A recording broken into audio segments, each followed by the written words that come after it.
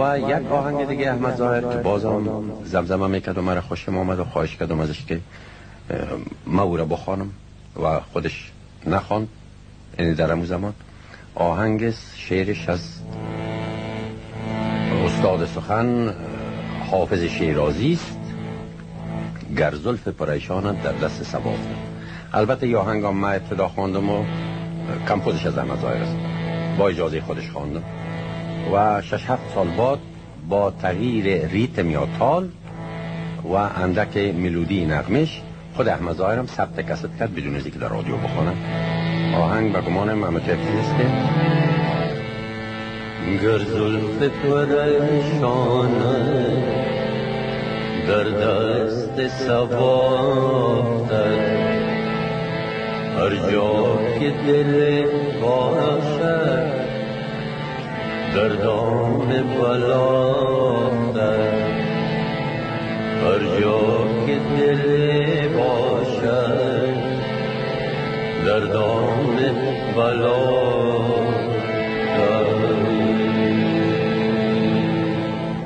و از آهنگایش که البته من خواندیم کل آهنگاش بشیم. آهنگ است که خودش با یک شعر در رادیو و در کست ثبت کرده، باده ها خالی است خالی، و با شعر دیگه از خانم سخنور بزرگ سیمین بهبهانی که آسمان خالی است خالی روشنانش را کی برد. من فکر میکنم به خاطر شما است، اشعار به خاطر من است. من تصمیم دارم داینده به یاد بوده، به یاد خاطره های احمد ظاهر یا آهنگ ولو که با او توانایی نتانم ولی ثبت بکنم با می شعر خانم بهبهانی.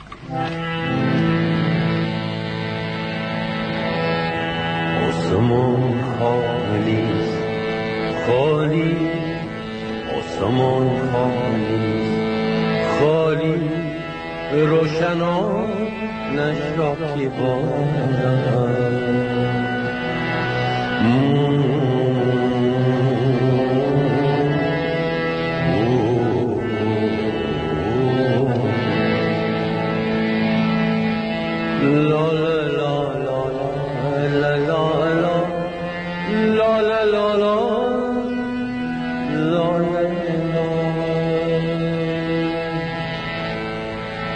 لا لا